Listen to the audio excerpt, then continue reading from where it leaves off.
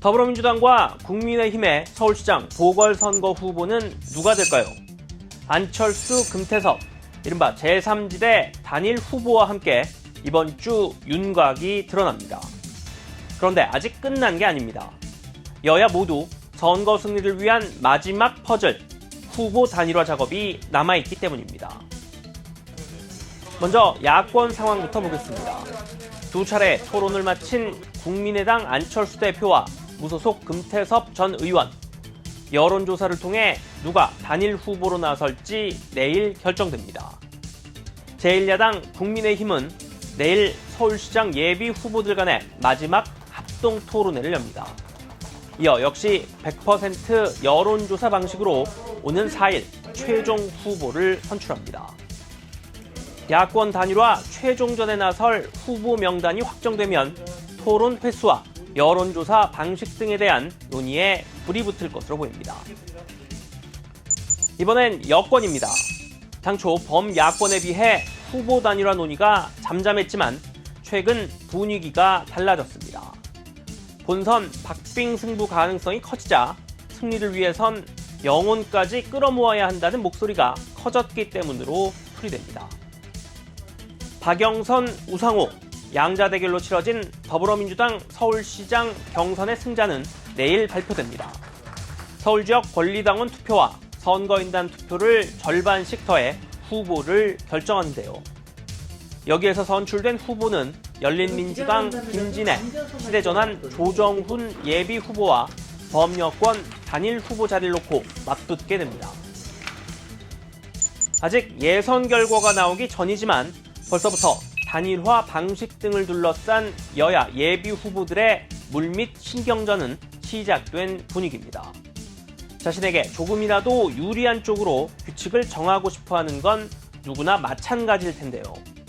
다만 이 룰의 전쟁이 과열될 경우 단일화 효과가 반감될 수 있다는 우려도 있습니다. 여권 서울시장 후보 단일화 논의는 더불어민주당 후보가 확정되는 내일부터 본격화할 것으로 보입니다.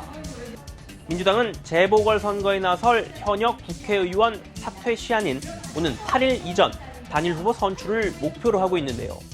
하지만 경선 방식 등을 둘러싼 후보들 간 힘겨루기가 만만치 않을 전망입니다. 후보 단일화란 단순히 세력 교환만으로는 할 수 없습니다. 더불어민주당의 무늬만 단일화, 무조건 단일화는 효과가 낮아집니다.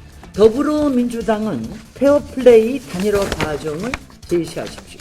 후보 단일화 과정에서도 단순한 인기몰이식 여론조사 방식이 아니라 시민 여러분들이 각 후보의 정책들을 평가하시고 그거에 따라서 후보들이 선정되는 정책 경연의 장이 되어야 된다고 주장하고, 당내 본경선에 이어 제3지대 단일 후보와 결선 승부를 앞두고 있는 국민의힘에서는 이른바 역선택 우려가 불거졌습니다.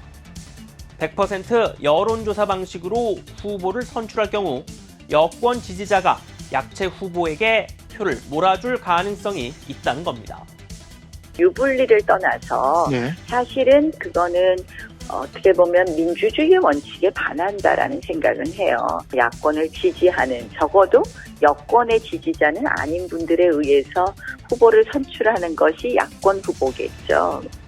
야권 후보 가운데 보수층 지지세가 탄탄한 것으로 평가받는 나 예비 후보가 당내 경선 경쟁자인 오세훈 예비 후보와 이후 맞붙게 될 제3지대 후보를 동시에 겨냥한 것이라는 분석이 나옵니다.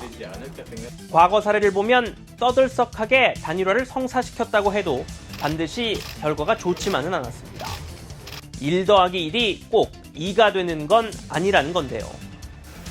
단일화는 한 사람의 개인기로 이루어지는 것이 아니라 모두의 팀 플레이로 이루어지는 4월 보궐선거 필승 전략입니다.